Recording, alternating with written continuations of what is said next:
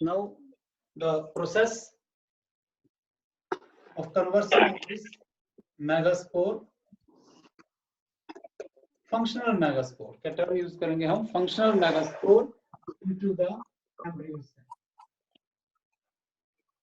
is known as the development of a female gametophyte. How it takes place. This megaspore, ये कल हमने जो पिछले कल जो चैप्टर पढ़ाया था उसके बीच में हम लोगों ने पढ़ा था कि ये जो मेगास्पोर जो है how it is formed. कल हमने इसको बना लिया था और हमने देखा था कि जो फोर हम लोगों ने मेगास्पोर बनाए थे उसमें से जो 3 थे वो डिसइंटीग्रेट हो गए थे और सिर्फ एक ही मेगास्पोर जो था वो इसके बीच में फंक्शनल जो था वो बचा था. अब इस जो फंक्शनल मेगास्पोर है how it is converted into embryo cell, that is known as the development of female gametophyte.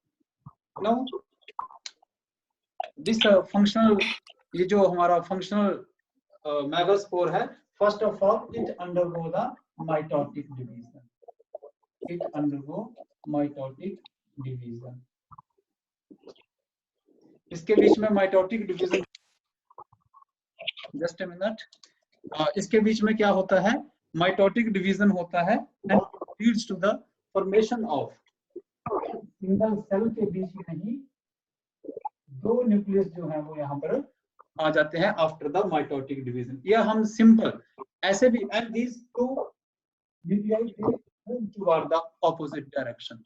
मैं फिर से बताता हूँ कि एक सेल है, कौन सा है, फंक्शनल मेगास्पोर है. डायग्राम हम बनाते हैं. This is the functional megaspore. इसका जो न्यूक्लियाई है दैट अंडरगो, पहले अपने आप हैप्लॉइड है, it undergo mitotic division,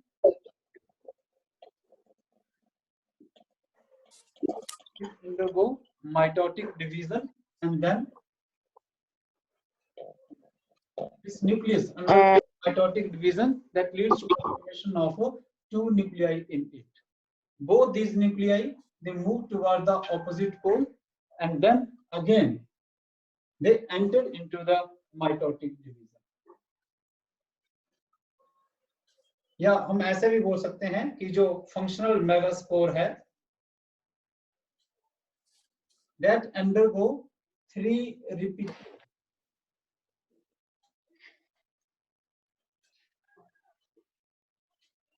mitotic division. इसका जो न्यूक्लियाई है उसके बीच में 3 माइटोटिक डिवीजन जो हैं वो होते हैं.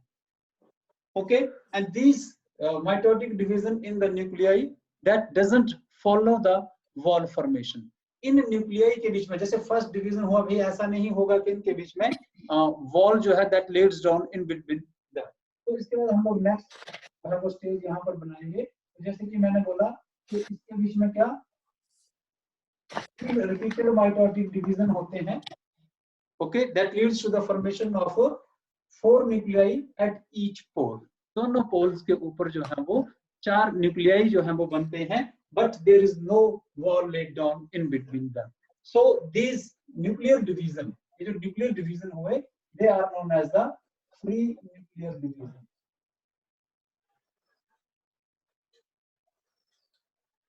They are the free nuclear division. Free nuclear division क्या होता है, ऐसे न्यूक्लियर डिवीजन जहां पर न्यूक्लियस जब डिवाइड करता है तो उसके बाद उनके बीच में वॉल जो है वो नहीं बनती है, उनको हम लोग बोलते हैं free nuclear division.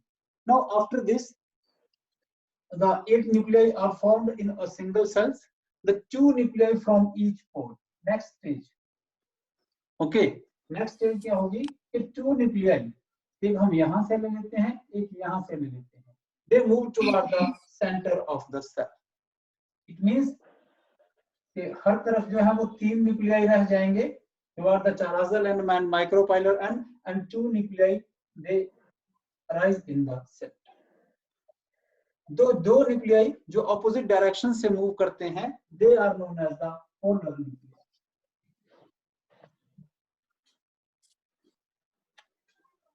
They are known as a polar nuclei. Now the wall is laid down in between these nuclei.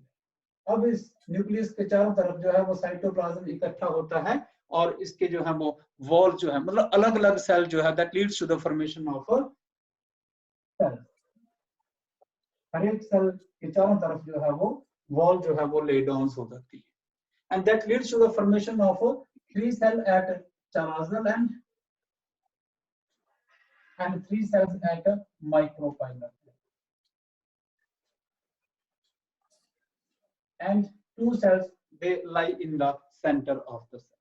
अगर हम इस स्ट्रक्चर को ध्यान से देखेंगे तो हम क्या फाइंड आउट करते हैं कि देयर आर द 7 सेल। कौन कौन से सेल हैं सारे बच्चे यहां ध्यान देंगे 1 2 3 4 5 6। तो 7 सेल कहां है 7 सेल ये खुद अपने आप which is known as the central cell जिसके बीच में ये सारे सेल जो हैं वो प्रेजेंट है। ओके आ रही है आवाज समझ में। नाउ अब इस embryo sac this is the embryo sac. इसका स्ट्रक्चर हम अलग से जो है वो यहाँ पर बनाते हैं कि इसके बीच में जब वॉल लेड डाउन हो गई around the each nucleus then what kind of structures they are formed.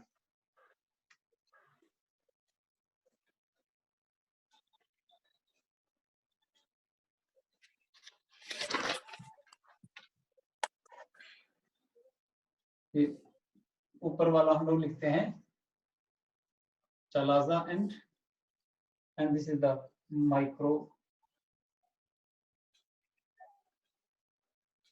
micropylor end and 2 nuclei that is present in the colony। तो इस प्रकार का स्ट्रक्चर जो है वो हमने बना था जो पहले हम लोगों ने उसके बीच में डिवीजन करवाए। Now these cells which are present 3 cells which are present toward the chalazal end they are collectively known as the antipolars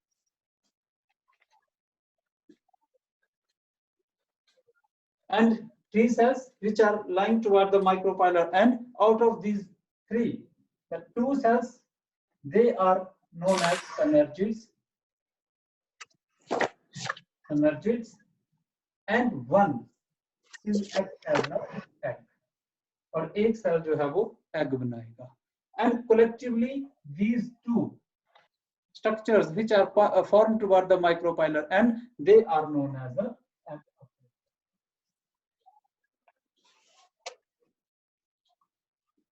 This is known as the egg apparatus and the 2 nuclei which is present in the center they are known as the polar nuclei and this cell ये वाला cell जिस cell के बीच में ये सारे structure जो हैं वो प्रेजेंट हैं is known as the central cell। So this is the structure of female gametophyte which is also known as the embryo sac। क्या बोलते हैं इसको embryo sac। तो हम देख रहे हैं कि किस प्रकार से ये फंक्शनल मेगास्पोर जो है that is converted into embryo sac जिसको हमने फीमेल गैमेटोफाइट भी कहा है। ओके इस सारी प्रोसेस को जो है डेवलपमेंट ऑफ फीमेल गैमेटोफाइट कहा जाता है। कैसे हुई जल्दी से कि जो मेगास्पोर है उसका जो न्यूक्लियाई है that undergo 3 repeated mitotic division हुए इसके बीच में और इसने जो था वो क्या किया 4 सेल जो थे they are present they are formed on each opposite pole चाहे chalazal end या चाहे micropylor end दोनों की तरफ जो थे वो 4 सेल जो है वो बनते हैं 1 2 3 4 न्यूक्लियाई जो है वो यहाँ पर बनते हैं। उसमें से एक न्यूक्लियाई जो है वो दोनों साइड से सेंटर की तरफ को मूव करता है then it is followed by the wall formation. इसके बाद जो है वो इस प्रकार का structure which is known as the embryo sac that is form. तो अगर हम इस चीज को ध्यान से देखें आपको यहाँ पर 2 चीजें जो है वो देखनी है how many nucleus are there and how many cells are there। तो जैसे कि मैंने बोला this embryo sac is 7 cell and 8 nucleate structure। Important है ये स्ट्रक्चर जो है एम्ब्रियो सैक जो है हमारा ये 7 सेल और 8 nucleate structure. Now one more आपको जो है यहाँ पर और क्या डिस्कस करना है you have to discuss the ploidy of this embryo sac. Embryo sac या ओव्यूल चलो हम लोग ओव्यूल की जो है वो यहाँ पर मैं जल्दी से एक रफ सा स्ट्रक्चर जो है वो ओव्यूल का बनाऊंगा। ये रफ स्ट्रक्चर ओव्यूल का मैंने बनाया। हम लोग इसके सारे जो टिश्यू ओव्यूल के बीच में है उनके ploidy mean the chromosome number of each layers, उसको जो है वो स्टडी करेंगे। अभी एक जगह और हम लोग बाद में इसको डिस्कस करते हैं, तो पहले यहाँ पर कर लेते हैं। अब जो इंटेगुमेंट्स हैं दे आर डिप्लॉयड। इंटेगुमेंट क्योंकि ये कहाँ से बने हैं, ये पेरेंट प्लांट से बने हैं। जो स्ट्रक्चर पेरेंट्स प्लांट से बनेंगे, यहाँ पर आप नोट कर लो, the structure which are present in the ovules and derived from the parent plant, they are diploid in structure. और जितने भी structure which are formed after the meiosis, they are the haploid. वो क्या होंगे, haploid होंगे। तो इसको हम देखेंगे डिप्लॉयड। अब न्यू सेलस है यहाँ पर, इंटेगुमेंट के बाद जो टिश्यू था यहाँ पर nutritive tissue, that the new cells, वो भी जो है वो क्या होगा, डिप्लॉयड। अब न्यूसेलस के जो बाद यहाँ पर आर्चिस्पोरियल सेल बना था, या फिर उसके बाद megaspore mother cell, megaspore mother cell. अब megaspore mother cell that is also diploid, क्योंकि ये जो आर्चिस्पोरियल सेल था उसके बीच में माइटोटिक डिवीजन होने के बाद बना था, तो ये भी डिप्लॉयड है। अब इस मेगास्पोर मदर सेल के बीच में क्या होगा, मियोसिस, मियोसिस। तो उसके बाद क्या बना, मेगास्पोर। क्या बना उसके बाद, मेगास्पोर। तो मेगास्पोर मियोसिस के बाद बना, इसलिए ये क्या हुआ, हैप्लॉइड। एंड देन इधर देखेंगे आप सभी, मैं इसको मिटा रहा हूं, इसके बीच में अब ये एम्ब्रियोसाइट बनती है। चलो यहाँ पर इसको एमएमसी को मैं यहीं रहने देता हूँ, इस तरफ आ जाते हैं। ये मेगास्पोर जो है which is a haploid structure is converted into embryo sac. It means that ये तो एंटीपोडल जितने भी सेल्स में अब ये बनाएगा, ये सारे के सारे क्या होंगे, हैप्लॉइड। आ रही है बात समझ में, ये क्या होंगे, सारे हैप्लॉइड, क्योंकि ये जो मेगास्पोर है उसके न्यूक्लियस के बीच में माइटोटिक डिवीजन होने के बाद जो है ये सारे स्ट्रक्चर बने हैं, इसलिए ये क्या हुआ, हैप्लॉइड। अब what about the polar nuclei, they are also haploid. ये भी क्या होंगे, हैप्लॉइड, क्योंकि ये मेगास्पोर जो है उसके बीच में माइटोटिक डिवीजन हुए तब ये सारे स्ट्रक्चर बने, इसलिए ये सारे के सारे क्या होंगे, all of they are the haploids. Okay, understand?